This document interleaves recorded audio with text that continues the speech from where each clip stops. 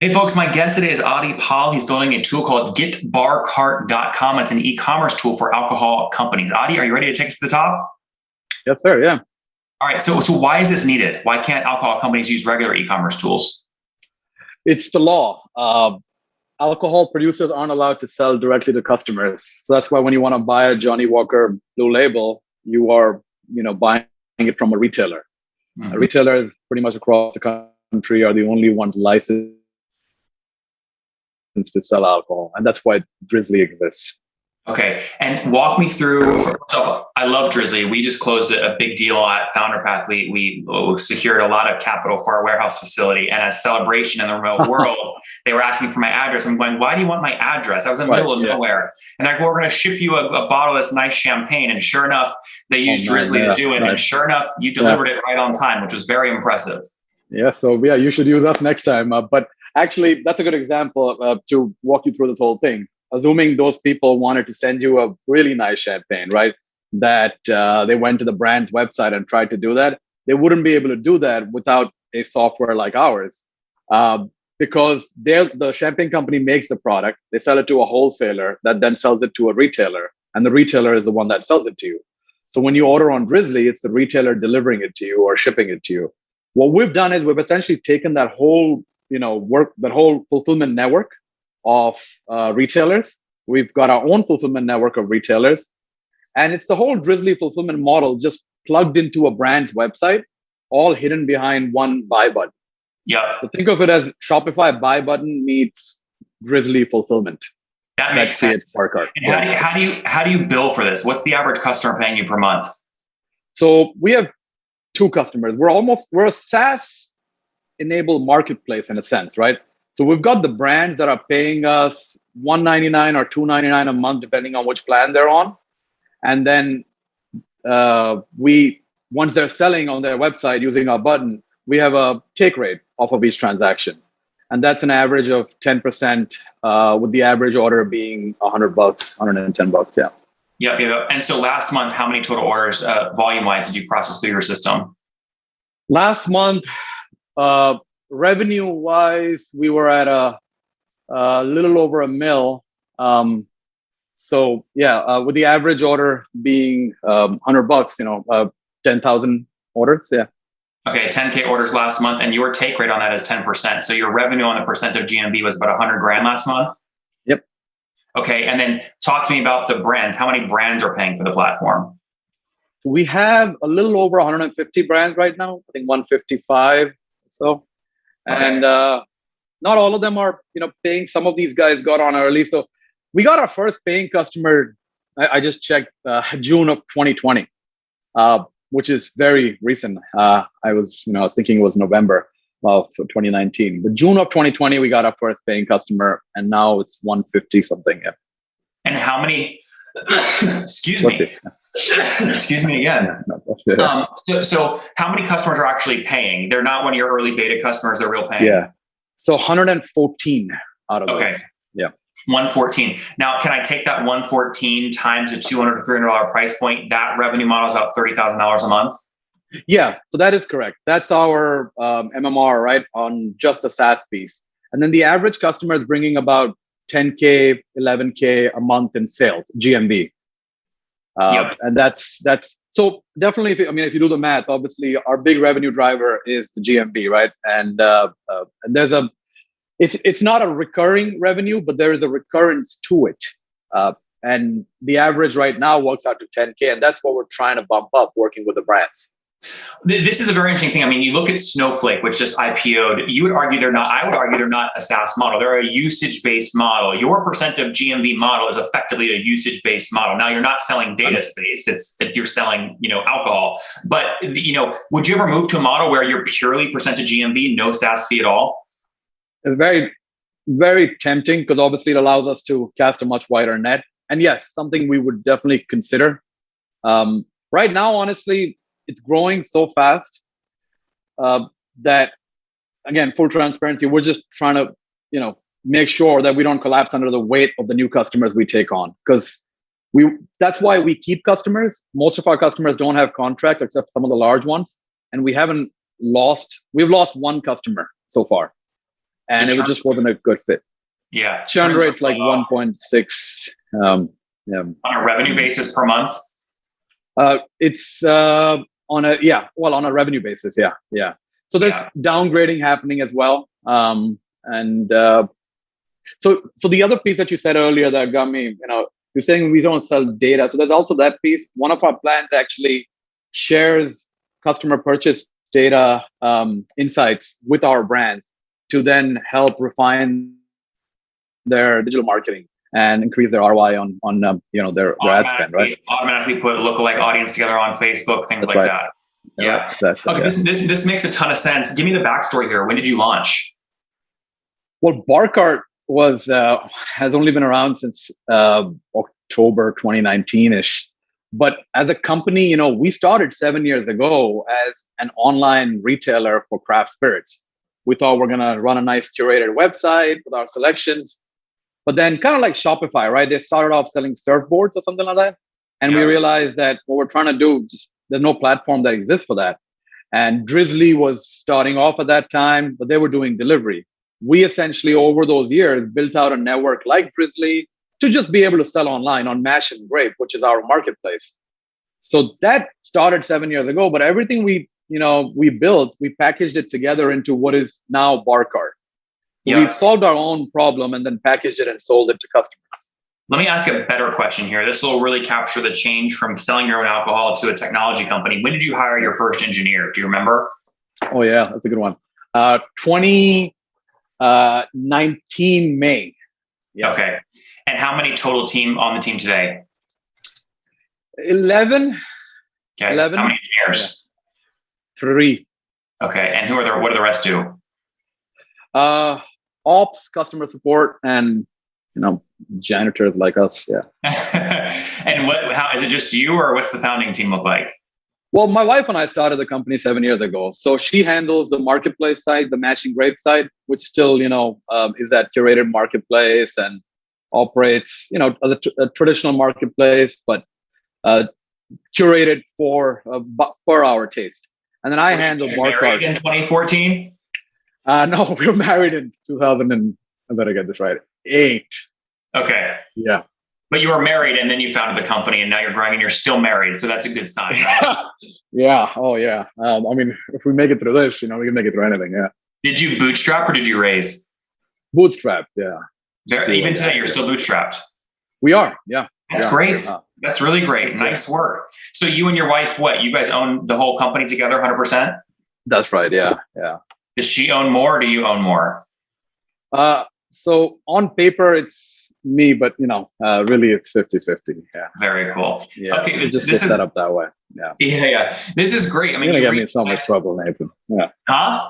You're going to get me in trouble. No, this is cool. I love when I get like a husband-wife team, especially one that's pivoted sort of like this. This is great.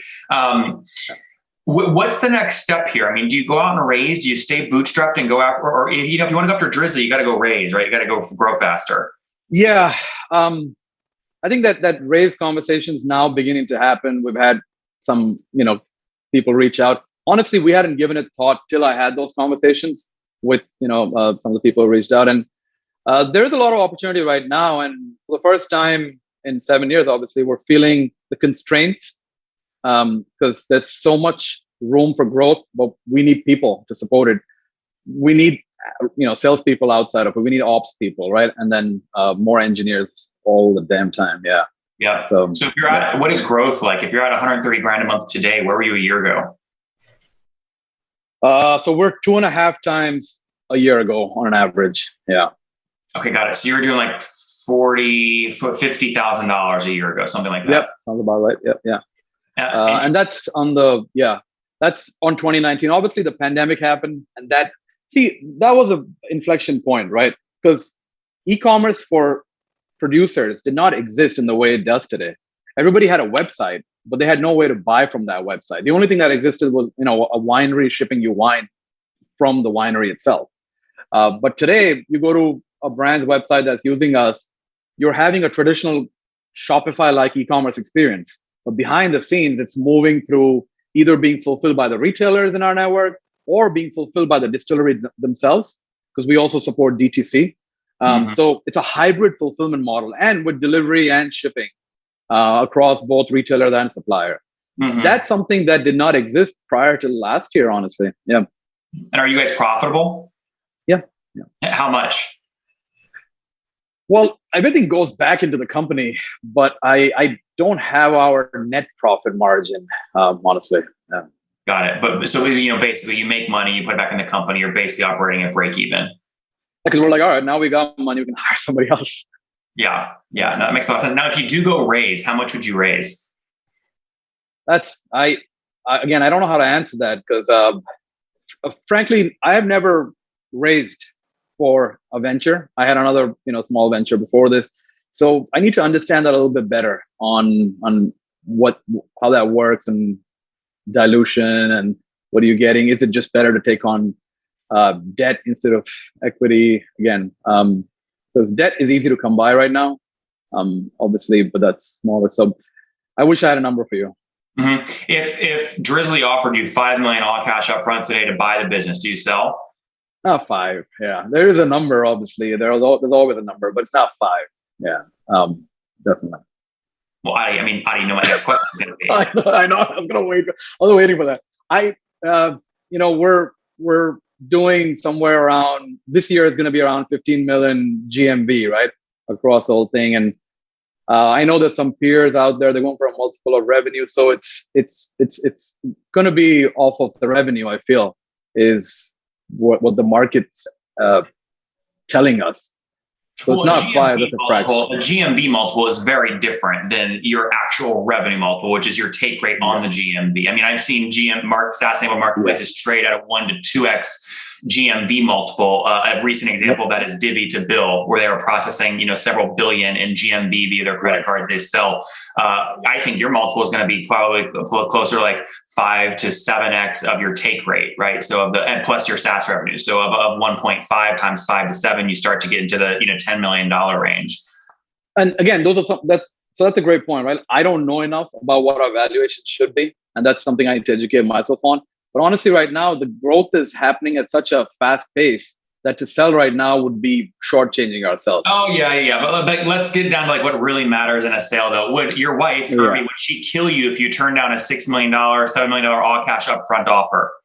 That number, yes. Yeah, we have talked about that. That is too small. But also because we're on the verge of a potential contract, I'm comfortable saying this, that would increase our customer base over 200, right? Mm-hmm. So if that's a month away, how do you? It's too easy to keep building this. Yeah, honestly. Well, again, I'm not pushing for a raise. I'm just curious. No, I get it. It's not 6. I know that because I don't need to. Yeah, to be very honest. Yeah, we love bootstrap companies that go to $4 or $5 million in revenue. You build a big, beautiful, healthy, family life together. It makes a lot of sense. Adi, we're out of time here. Let's wrap up with the famous 5. Number 1, favorite book. Kill a Mockingbird. Yeah. Number 2, is there a CEO you're following? Elon Musk just stays top of mind right now.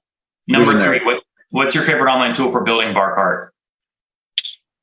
What are we using? I'd say, everything's homegrown. So just technologies. We're, Python, Django shop.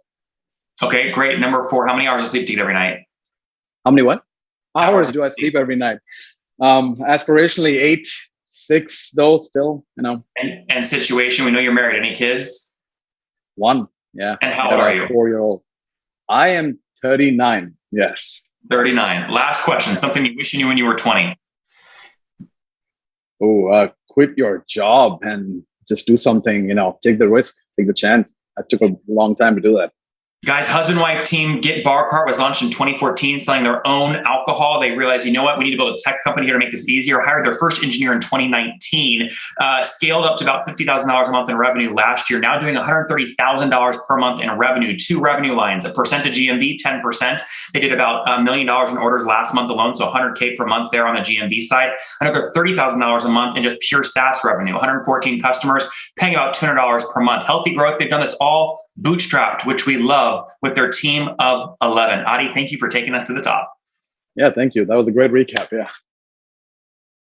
One more thing before you go. We have a brand new show every Thursday at 1 p.m. Central. It's called Shark Tank for SaaS. We call it Deal or Bust. One founder comes on, 3 hungry buyers, they try and do a deal live, and the founder shares back-end dashboards, their expenses, their revenue, ARPU, CAC, LTV, you name it, they share it. And the buyers try and make a deal live. It is fun to watch every Thursday, 1 p.m. Central. Additionally, remember, these recorded founder interviews go live. We release them here on YouTube every day at 2 p.m. Central. To make sure you don't miss any of that, make sure you click the subscribe button below here on YouTube, the big red button, and then click the little bell notification to make sure you get notifications when we do go live. I wouldn't want you to miss breaking news in the SaaS world, whether it's an acquisition, a big fundraise, a big sale, a big profitability statement, or something else. I don't want you to miss it. Additionally, if you want to take this conversation deeper and further, we have by far the largest private Slack community for B2B SaaS founders. You want to get in there. We've probably talked about your tool if you're running a company or your firm if you're investing. You can go in there and quickly search and see what people are saying. Sign up for that at nathanlatka.com/Slack. In the meantime, I'm hanging out with you here on YouTube. I'll be in the comments for the next 30 minutes. Feel free to let me know what you thought about this episode. And if you enjoyed it, click the thumbs up. We get a lot of haters that are mad at how aggressive I am on these shows, but I do it so that we can all learn. We have to counter those people. We got to push them away. Click the thumbs up below to counter them and know that I appreciate your guys' support. All right, I'll be in the comments. See ya.